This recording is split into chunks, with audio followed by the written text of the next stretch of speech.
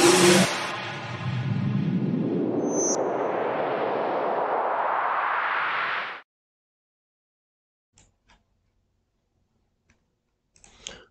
दोस्तों, स्वागत है आपका हमारे YouTube चैनल में। मैं अशोक कुमार आपका स्वागत करता हूं। हम लोग आज 25 क्वेश्चन का एक महत्वपूर्ण सेट देखेंगे। बिहार बोर्ड के विद्यार्थियों के लिए बहुत ही इंपॉर्टेंट क्वेश्चन है। तो चलिए शुरू करते हैं। प्रकाश के परावर्तन के कितने नियम हैं? तो प्रकाश के परावर्तन के कितने नियम होते हैं? प्रकाश के परावर्तन के 2 नियम होते हैं। ऐसे आपकी जानकारी के लिए बता देता हूं कि प्रकाश के परावर्तन के 2 नियम होते हैं। कौन कौन से होते हैं? तो आपतित किरण, परावर्तित किरण तथा आपतन बिंदु पर खींचा गया अभिलंब तीनों एक ही समतल में होता है। दूसरा होता है आपतन कोण परावर्तन कोण के बराबर होता है। परावर्तन कोण होता है तो परावर्तित किरण दर्पण की सतह पर खींचे गए अभिलंब के बीच के कोण को कौन सा कोण कहा जाता है? तो परावर्तन कोण कहा जाता है। वस्तु से छोटा और आभासी प्रतिबिंब किस प्रकार के दर्पण से प्राप्त होता है? तो वस्तु से छोटा और आभासी प्रतिबिंब प्राप्त होता है केवल और केवल उत्तल दर्पण से। अवतल दर्पण की फोकस दूरी उसकी वक्रता त्रिज्या की आधी होती है। अवतल दर्पण की फोकस दूरी और वक्रता त्रिज्या में क्या संबंध होता है? तो अवतल दर्पण की फोकस दूरी उसकी वक्रता त्रिज्या की आधी होती है। मोटर गाड़ी के चालक के सामने लगा रहता है, क्या लगा रहता है? कौन सा दर्पण लगा हुआ होता है? तो उत्तल दर्पण लगा हुआ होता है। मोटर गाड़ी के चालक के सामने जो दर्पण लगा हुआ होता है वह उत्तल दर्पण होता है। उत्तल दर्पण द्वारा बना प्रतिबिंब होता है हमेशा सीधा। उत्तल दर्पण के द्वारा जो प्रतिबिंब बनेगा वह सीधा बनेगा।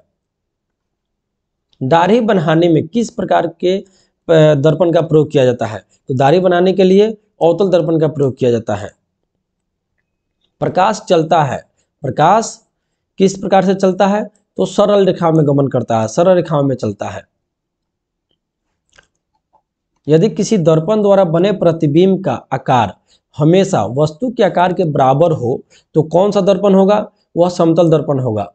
तो समतल दर्पण द्वारा बना प्रतिबिंब जो होता है वो वस्तु के आकार के बराबर का होता है। किस प्रकार के प्रतिबिंब को पर्दे पर प्राप्त किया जा सकता है? तो वास्तविक प्रतिबिंब को पर्दे पर प्राप्त किया जा सकता है, काल्पनिक प्रतिबिंब को पर्दे पर प्राप्त नहीं किया जा सकता है।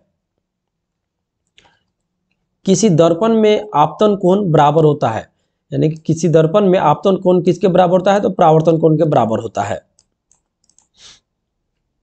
गोलीय दर्पण के ध्रुव से फोकस की दूरी को क्या कहा जाता है? गोलीय दर्पण के ध्रुव से फोकस की दूरी को फोकस दूरी कहा जाता है। गोलीय दर्पण की वक्रता त्रिज्या उसकी फोकस दूरी की होती है। फोकस दूरी की क्या होती है? दोगुनी होती है। यानी कि दर्पण की वक्रता त्रिज्या और फोकस दूरी में क्या संबंध होता है? तो वक्रता त्रिज्या जो है फोकस दूरी की दोगुनी होती है। निर्देशांक चिन्ह परिपाटी के अनुसार आपतित किरण की दिशा में मापी गई सारी दूरियां कैसी होती है? तो धनात्मक होती है। सभी दूरियां गोलीय दर्पण में कहां से मापी जाती है? तो सभी दूरियां जो गोलीय दर्पण में ध्रुव से मापी जाती है। ध्रुव एक ऐसा पॉइंट है जहां से सभी दूरियां मापी जाती है। निर्देशांक चिन्ह परिपाटी के अनुसार अवतल दर्पण की फोकस दूरी किस प्रकार की होती है? धनात्मक होती है, ऋणात्मक होती है? तो वह ऋणात्मक होती है। प्रतिबिंब की ऊंचाई और वस्तु की ऊंचाई के अनुपात को क्या कहा जाता है? प्रतिबिंब की ऊंचाई और वस्तु की ऊंचाई के अनुपात को आवर्धन कहा जाता है। आवर्धन का धनात्मक मान किस प्रकार का प्रतिबिंब इंगित करता है? तो आवर्धन का धनात्मक मान जो होगा वह आभासी या काल्पनिक प्रतिबिंब को इंगित करता है। सौर ऊर्जा को संचित करने के लिए किस दर्पण का उपयोग किया जाता है? तो अवतल दर्पण में क्या होता है? सूर्य से आने वाली सारी किरणें एक जगह केंद्रित हो जाती है, तो इसलिए अवतल सौर ऊर्जा को संचित करने के लिए अवतल दर्पण का प्रयोग किया जाता है। जिस वस्तु से प्रकाश निकलता है उसे क्या कहते हैं? उसे प्रकाश स्रोत कहा जाता है। वास्तविक प्रतिबिंब वस्तु की अपेक्षा होता है, यानी कि वास्तविक प्रतिबिंब वस्तु की अपेक्षा हमेशा उल्टा होता है। किस लेंस द्वारा वस्तु का केवल आभासी प्रतिबिंब बनता है? तो अवतल लेंस द्वारा वस्तु का केवल और केवल सिर्फ आभासी प्रतिबिंब बनता है। निर्वात या शून्य में प्रकाश की चाल होती है। निर्वात या शून्य में प्रकाश की चाल 3 लाख किलोमीटर प्रति सेकेंड होता है, यानी कि 1 सेकेंड में जो प्रकाश है गमन करता है 3 लाख किलोमीटर। या इसको दूसरे तरीके से भी बोल सकते हैं 3 गुना 10⁸ मीटर प्रति सेकेंड। याद रहे 3 गुना 10⁸ मीटर प्रति सेकेंड। समतल दर्पण द्वारा बना प्रतिबिंब होता है काल्पनिक।